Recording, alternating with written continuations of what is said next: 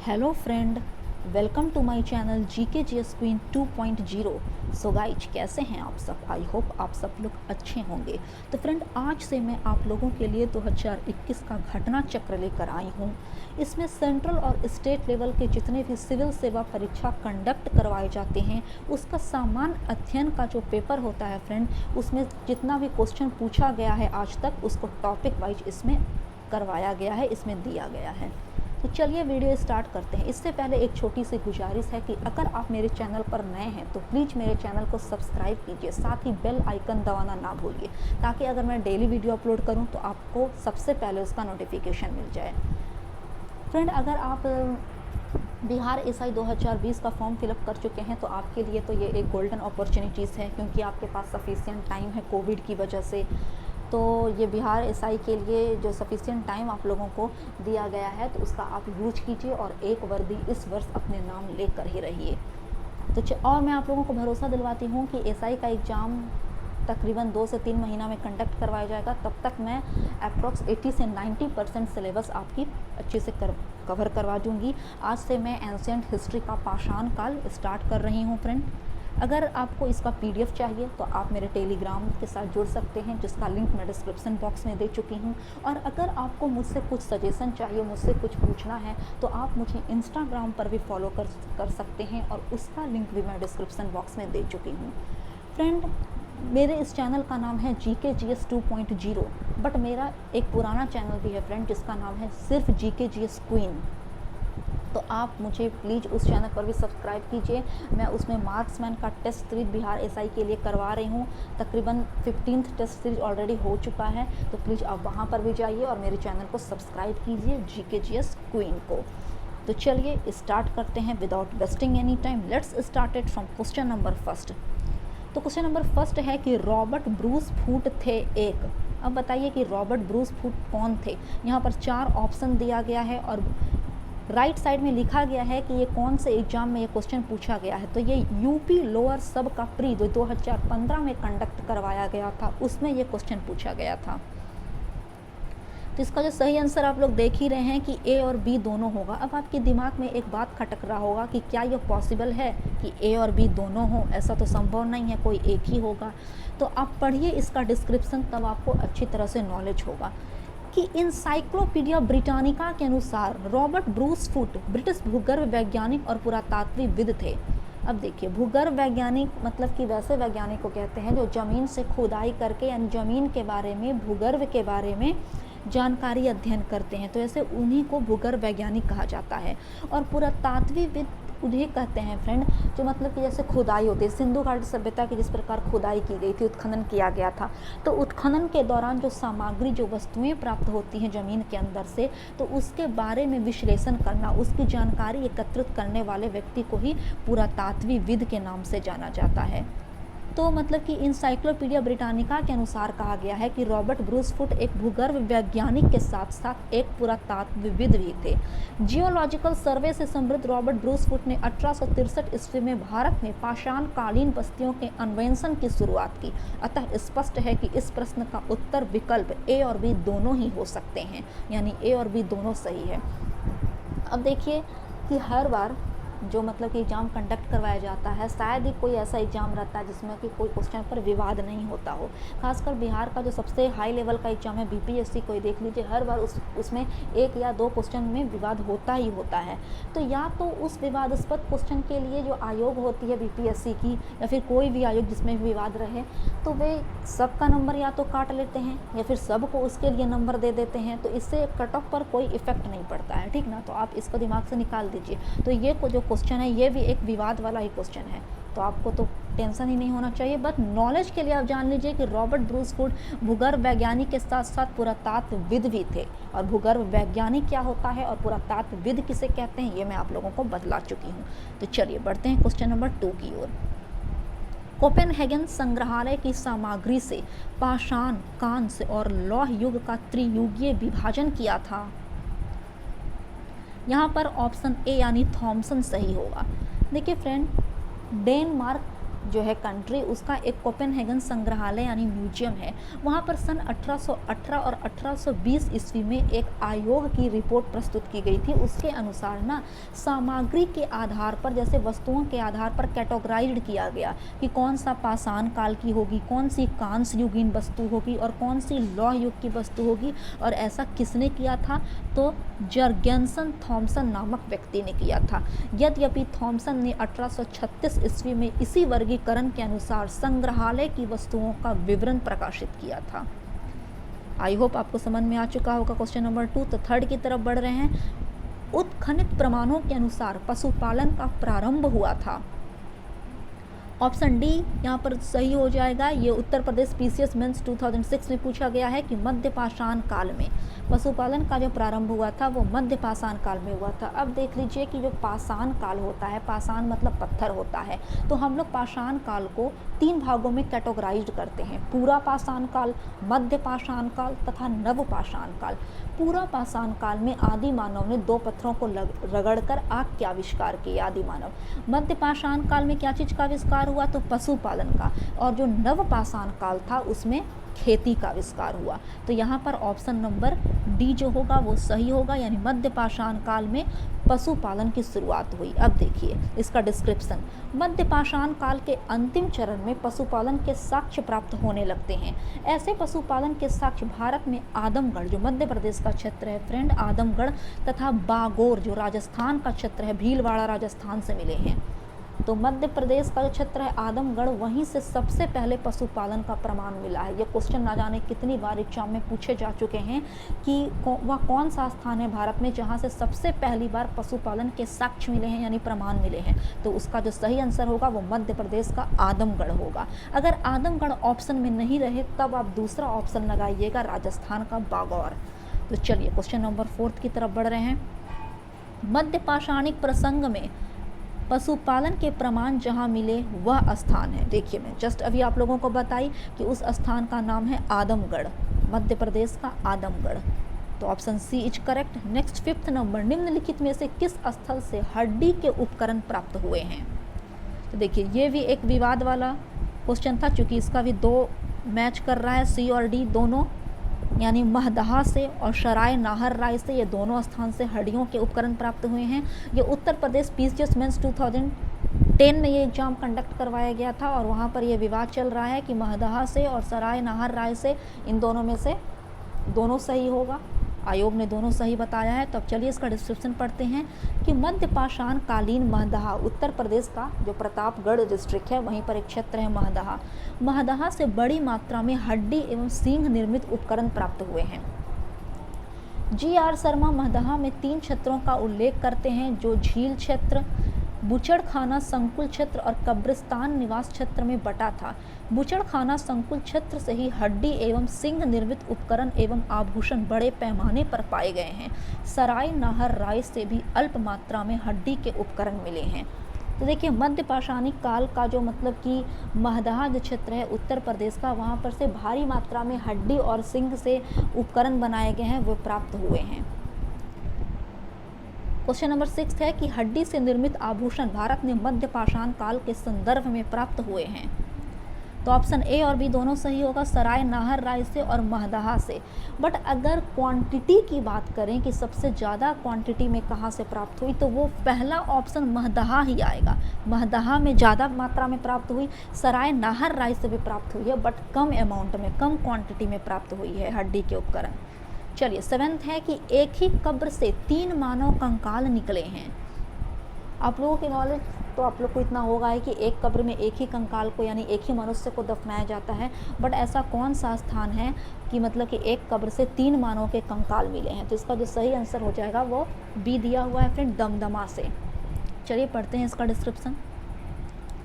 मध्य गंगा घाटी के प्रतापगढ़ जिला है फ्रेंड, वहाँ पर सराय नाहर राय, महदहा तथा दमदमा का उल्लेख हुआ है। दमदमा में ना लगातार 5 वर्ष तक खुदाई की गई, जिसके परिणाम क्या हुआ कि पश्चिमी तथा मध्यवर्ती क्षेत्रों में कुल मिलाकर 41 मानव शवाधान ज्ञात हुए हैं। शवाधान मतलब होता है कि जहाँ मुर्दों को दफनाया जाता है, वो कुल कितने प्राप्त हुए हैं? 41। और इन मतलब कि शवाधानों में से जो 5 शवाधान जो हैं वो युग्म शवाधान हैं, और एक ही ऐसे शवाधान है जहाँ पर 3 मानव के कंकाल एक ही साथ दफनाए गए हैं। बाकी जो शवाधान है उसमें एक मानव ही यानी एक कंकाल को ही मतलब कि मिला है, बट एक ऐसा है जहाँ पर 3 मानव कंकाल मिले हैं, तो ये महदहा से मिला है। नेक्स्ट क्वेश्चन नंबर 18 है, खाद्यान्नों की कृषि सर्वप्रथम प्रारंभ हुई थी। यहाँ पर ऑप्शन ए सही दिया गया है कि नवपाषाण काल में। मैं जस्ट अभी बताई कि नवपाषाण काल में लोग खेती करना शुरू कर दिए थे। यही वह समय है जब मनुष्य कृषि कर्म से परिचित हुआ था, यानी खेती क्या होती है इसके बारे में जानकारी मनुष्य को सबसे पहले नवपाषाण काल में ही हुई। तो चलिए 9th नंबर है कि भारत में मानव का सर्वप्रथम साक्ष्य कहाँ मिलता है। मोस्ट इम्पॉर्टेंट क्वेश्चन है फ्रेंड कि भारत में सबसे पहला मानव का साक्ष्य कहाँ मिलता है, तो नर्मदा घाटी में मिलता है। अब देखिए भारत में मानव का जो सबसे पहला जो साक्ष्य मिला है वो मध्य प्रदेश का जो नर्मदा घाटी है वहाँ पर मिला है। हथनौरा एक स्थित मतलब एक जगह है, क्षेत्र है नर्मदा घाटी में, तो वो हथनौरा से मिला है।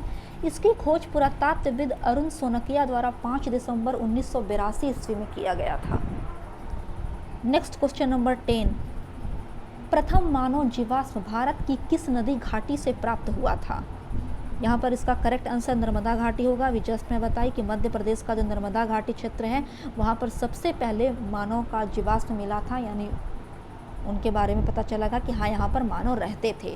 तो क्वेश्चन नंबर 11 है, मानव द्वारा सर्वप्रथम प्रयुक्त अनाज था जौ। मानव ने सबसे पहले जो मतलब कि जौ की खेती की थी, जौ के बाद मानव ने गेहूं की खेती करना शुरू कर दी। अब देखिए आधुनिक मानव ने फ्रेंड कुल 8 प्रकार के अनाज उपजाते थे। कौन कौन से, तो जौ, गेहूं, चावल, मक्का, बाजरा, राई, जई और सोरघम। इसमें से सबसे पहले जो उन्होंने खेती की थी वो जौ का साक्ष्य मिला है, जौ के बाद गेहूं की, ठीक है ना। तो अगर वैश्विक दृष्टिकोण से देखें तो सर्वप्रथम जौ यानी बार्ली जो है वो 8000 ईस्वी पूर्व के आसपास भूमध्य सागर और ईरान के मध्य स्थित पश्चिमी एशिया के देश में मानव द्वारा उगाया गया, ऐसा प्रमाण मिला है 8000 ईस्वी पूर्व में। बाद में इन्हीं क्षेत्रों में यानी भूमध्य एशिया जो मध्य स्थित पश्चिमी एशिया का जो क्षेत्र है भूमध्य सागर और ईरान के मध्य, इसी क्षेत्र में 8000 ईस्वी पूर्व के आसपास ही गेहूं के प्रमाण भी मिले हैं। लेकिन अगर गेहूं और बार्ली यानी जौ अगर ये दोनों ऑप्शन में रहें तो आप सही आंसर जौ को चुनिएगा, जौ के बाद ही गेहूं का प्रमाण मिला है। तो क्वेश्चन नंबर 12 है कि भारतीय उपमहाद्वीप में कृषि के प्राचीनतम साक्ष्य प्राप्त हुए हैं लहुरा देव से। लहुरा देव से सबसे पहले कृषि यानी खेती हुई थी वहाँ, उसके प्राचीनतम साक्ष्य प्राप्त हुए हैं। देखिए नवीनतम खोजों के आधार पर जो भारतीय उपमहाद्वीप है उसके प्राचीनतम साक्ष्य उत्तर प्रदेश का मतलब एक जगह है लहुरा देव, वहाँ से प्राप्त हुआ है। तकरीबन 9000 ईस्वी पूर्व से लेकर 7000 ईस्वी पूर्व तक के बीच चावल के साक्ष्य लहुरा देव से प्राप्त हुए हैं। मतलब कि ऐसा कहा गया है फ्रेंड कि मतलब कि प्राचीनतम कृषि साक्ष्य वाला स्थान कहाँ है, मेहरगढ़। और मेहरगढ़ कहाँ है, तो पाकिस्तान के बलूचिस्तान में स्थित है। बट मेहरगढ़ से ना 7000 ईस्वी पूर्व के गेहूं के साक्ष्य मिले हैं, बट गेहूं के साक्ष्य से भी पहले लहुरा देव में मिला है चावल का साक्ष्य तकरीबन 9000 ईस्वी पूर्व से लेकर 7000 ईस्वी पूर्व के बीच। उसके बाद फिर हम लोग आते हैं कि 6500 ईस्वी पूर्व के चावल की भूसी के साक्ष्य कहाँ मिले हैं, तो इलाहाबाद जिले में बेलन नदी के घाटी पर जो कोल्डी हवा स्थित थी वहाँ से प्राप्त हुए हैं। तो उपयुक्त विकल्प वही होगा, परंतु लहुरा देव के विकल्प में ना होने की स्थिति में इसका उत्तर पूर्व की भांति होगा। अगर लहुरा देव ऑप्शन में नहीं रहे तो इसका जो करेक्ट आंसर होगा वो पाकिस्तान का मेहरगढ़ होगा। तो चलिए 13 है कि भारतीय उपमहाद्वीप में कृषि के प्राचीनतम साक्ष्य प्राप्त हुए हैं। देखिए फ्रेंड आप ऑप्शन देखिए, ऑप्शन में यहाँ पर आपको कन्फ्यूजन होगा। मैं अभी अब बताई कि लहुरा देव होगा, बट लहुरा देव तो यहाँ पर ऑप्शन है ही नहीं। तो मैं क्या बताई कि जो सेकंड ऑप्शन चूज कीजिएगा वो मेहरगढ़ चूज कीजिएगा जो पाकिस्तान में स्थित था। नेक्स्ट 14 नंबर है कि भारतीय उपमहाद्वीप में कृषि के प्राचीनतम साक्ष्य कहाँ से प्राप्त हुए हैं, मेहरगढ़ से, चूँकि इसमें भी लहुरा देव ऑप्शन में नहीं है। नेक्स्ट 15 नवपाषाण युग में भारतीय उपमहाद्वीप में उत्तर पश्चिमी क्षेत्र में निम्नलिखित में से किस स्थान पर कृषि के अभ्युदय के प्रारंभिक प्रमाण प्राप्त हुए हैं, मेहरगढ़ से। इसमें भी ऑप्शन में लहुरा देव नहीं है तो second option Mehrgarh. Next question number 16, Bharat में पशुपालन एवं कृषि के प्राचीनतम साक्ष्य प्राप्त हुए हैं। कहीं पर भी लहुरा देव ऑप्शन में नहीं है, मेहरगढ़ ही यहाँ पर सही होगा और ये 64th बीपीएससी प्री 2018 का क्वेश्चन है। नेक्स्ट 17 नंबर, उस स्थल का नाम बताइए जहाँ से प्राचीनतम अस्थायी जीवन के प्रमाण मिले हैं। यहाँ पर ऑप्शन डी मेहरगढ़ सही होगा फ्रेंड, कि प्राचीनतम अस्थायी जीवन का जो प्रमाण सबसे पहले मिला वो मेहरगढ़ से प्रमाण मिला है। अब देखिए दिए गए विकल्पों में प्राचीनतम अस्थायी जीवन के प्रमाण सर्वप्रथम बलूचिस्तान के कच्छी मैदान स्थित मेहरगढ़ से मिले हैं, जिसकी जो प्रामाणिक तिथि बताई गई है वो तकरीबन 7000 ईस्वी पूर्व के आसपास बताई गई है। तो चलिए क्वेश्चन नंबर 18 से स्टार्ट करते हैं। निम्नलिखित में से किन स्थानों से मध्य पाषाण काल में पशुपालन के प्रमाण मिलते हैं? It's correct answer is option C, यानी बागौर से। मध्य पाषाण काल में पशुपालन के साक्ष्य प्राप्त होने लगे थे फ्रेंड। मध्य पाषाण काल में पशुपालन के प्रारंभिक साक्ष्य मध्य प्रदेश में होशंगाबाद के निकट आदमगढ़ पुरास्थल और राजस्थान के भीलवाड़ा जिले में स्थित बागौर से मिलते हैं। तो देखिए आदमगढ़ जो है वहाँ पर ऑप्शन में नहीं है, तो दूसरा ऑप्शन बागौर होगा राजस्थान वाला। तो यहाँ पर उस अकॉर्डिंग ऑप्शन सी सही होगा, बागौर, चूँकि आदमगढ़ तो ऑप्शन में नहीं है। तो 19 है कि निम्नलिखित में से किसको चालकोलिथिक युग भी कहा जाता है? तो चालकोलिथिक एज किसे कहते हैं? तो ताम्रपाषाण काल को चालकोलिथिक युग भी कहते हैं। नेक्स्ट 20 नंबर है कि निम्न में से किस एक पुरास्थल से पाषाण संस्कृति से लेकर हड़प्पा सभ्यता तक के सांस्कृतिक अवशेष प्राप्त हुए हैं? It's correct answer is option number B, Mehrgarh से। देखिए बलूचिस्तान पाकिस्तान में स्थित पुरास्थल मेहरगढ़ से पाषाण संस्कृति से लेकर हड़प्पा सभ्यता तक के सांस्कृतिक अवशेष प्राप्त हुए हैं। कहाँ से? तो मेहरगढ़ से। नेक्स्ट, नवदा टोली का उत्खनन किसने किया था? तो एचडी शांकलिया एक उत्खननकर्ता का नाम है। उन्होंने नवदा टोली जो मध्य प्रदेश का एक क्षेत्र है उसकी खुदाई की थी एचडी शांकलिया ने। यह जो स्थल था फ्रेंड ना, इस महाद्वीप का जो सबसे विस्तृत उत्खनित ताम्रपाषाणी ग्राम स्थल था नवदा टोली, और इसके उत्खनन का जो मतलब कि तिथि दिया गया है वो तकरीबन 1600 ईस्वी से लेकर 1300 ईस्वी के मध्य निर्धारित की गई है इसके उत्खनन। ठीक है, तो आप लोगों को समझ में आ ही गया होगा। तो फ्रेंड ये तो हो गया कि 21 का जो आंसर होगा वो एचडी शांकलिया होंगे, क्योंकि उन्होंने नवदा टोली के उत्खनन किए थे। अब चलिए 22 है कि नवदा टोली किस राज्य में स्थित है? तो ये कहाँ स्थित है फ्रेंड? तो मध्य प्रदेश में स्थित है नवदा टोली। नेक्स्ट 23, बृहता पाषाण स्मारकों की पहचान की गई है। ऑप्शन बी यहाँ पर सही होगा, मृतक को दफनाने के स्थान के रूप में। अब देखिए नवपाषाण युगी दक्षिण भारत में शवों का विभिन्न प्रकार की समाधियों में दफनाने की परंपरा विद्यमान थी। देखिए नवपाषाण काल में क्या होता था ना फ्रेंड, कि जैसे जब मनुष्य मर जाते थे उनके शव को अलग अलग तरीके से दफनाया जाता था। इन समाधियों को जो विशाल पाषाण खंडों से निर्मित है उसे ही बृहता पाषाण या मेगालिथ के नाम से जाना जाता है।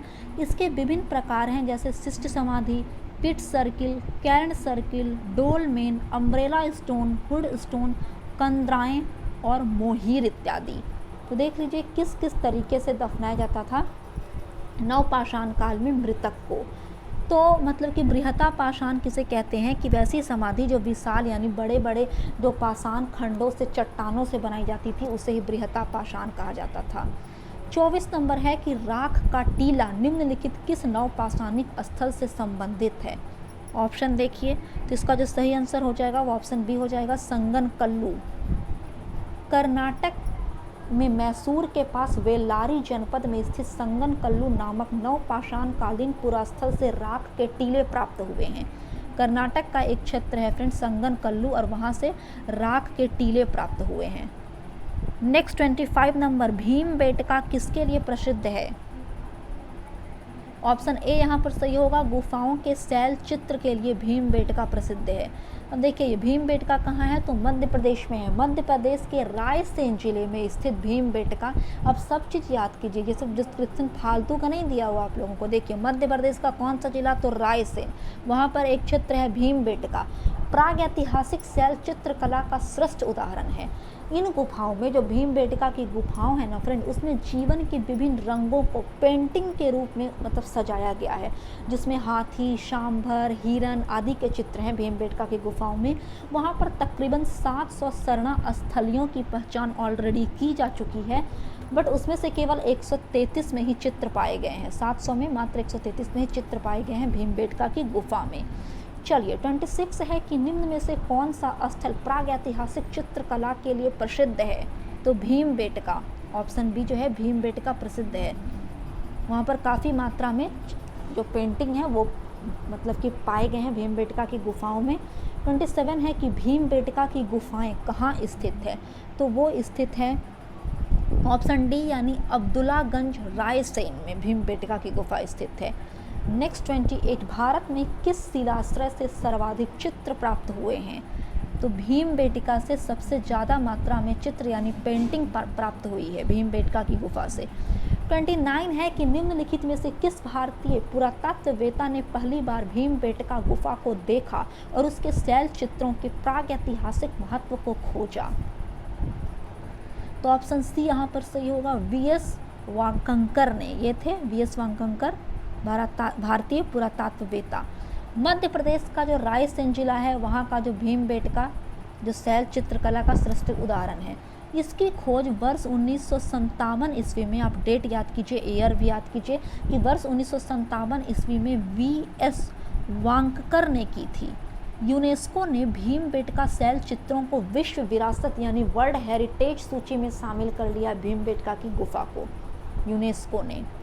नेक्स्ट 30 है कि गैरिक मृदभांड पात्र यानी ओशीपी का नामकरण हुआ था हस्तिनापुर में। अब देखिए गंगा यमुना दोआब, गंगा यमुना का जो तलछट होता है, गंगा यमुना दोआब की सांस्कृतिक परंपरा संभवतः उस संस्कृति के साथ शुरू होती है जिसे अपने अत्यंत विशिष्ट मृदभांड के नमूने के कारण गेरुवर्णी यानी गैरिक मृदभांड संस्कृति ओशीपी कहा गया।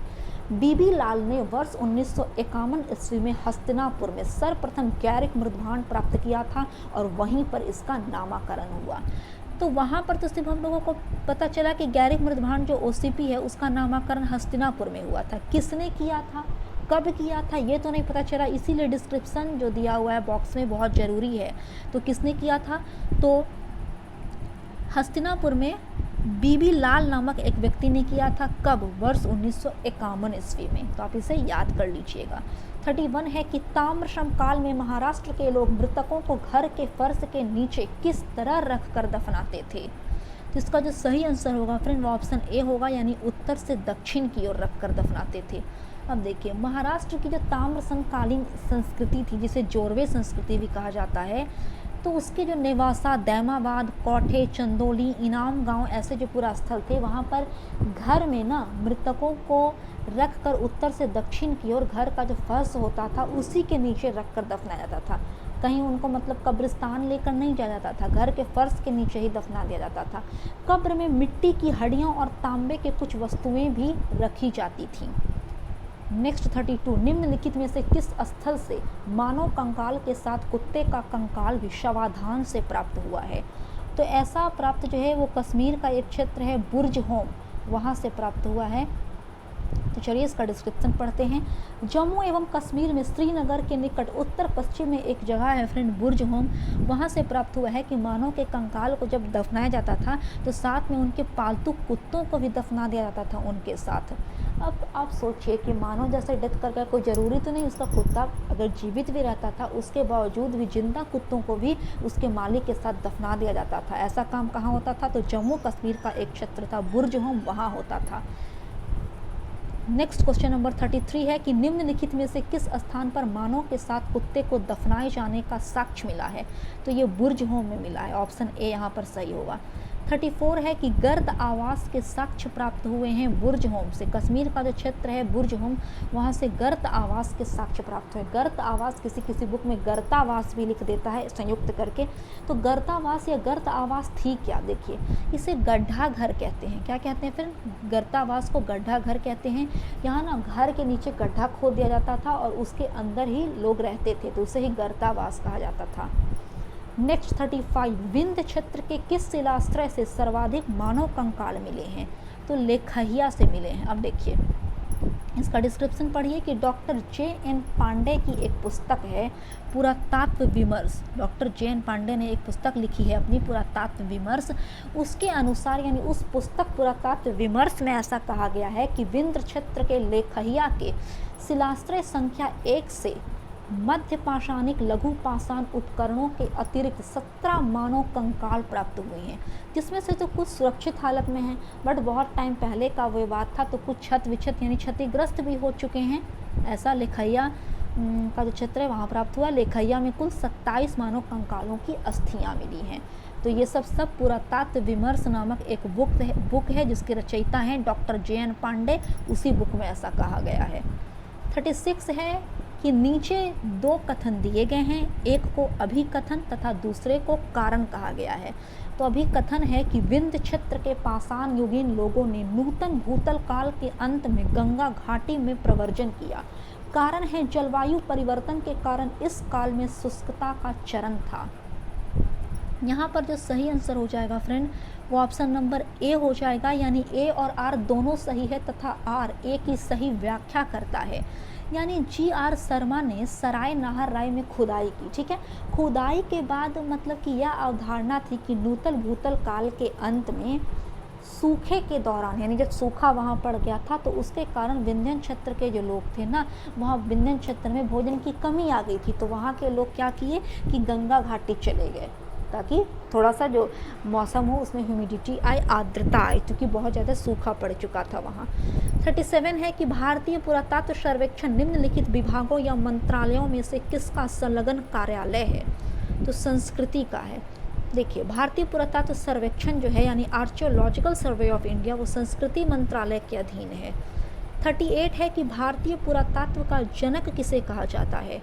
तो इम्पॉर्टेंट क्वेश्चन है फ्रेंड कि भारतीय पुरातत्व का जनक अलेक्जेंडर कनिंघम को कहा जाता है। अब देखिए अलेक्जेंडर कनिंघम जिसका जन्म हुआ 1814 ईस्वी में और मृत्यु हुई 1893 ईस्वी में, ये एक ब्रिटिश सेनाधिकारी थे फ्रेंड। अलेक्जेंडर कनिंघम ब्रिटिश सेनाधिकारी के रूप में बंगाल इंजीनियर्स के साथ काम करने के लिए अलेक्जेंडर कनिंघम को तैनात किया गया था।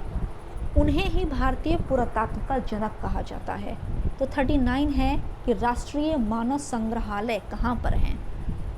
ऑप्शन सी यानी भोपाल में राष्ट्रीय मानव संग्रहालय है। संग्रहालय मतलब म्यूजियम होता है। अब देखिए राष्ट्रीय मानव संग्रहालय जिसका अभी कुछ वर्ष पहले नाम बदलकर क्या रख दिया गया है, तो इंदिरा गांधी राष्ट्रीय मानव संग्रहालय कर दिया गया है।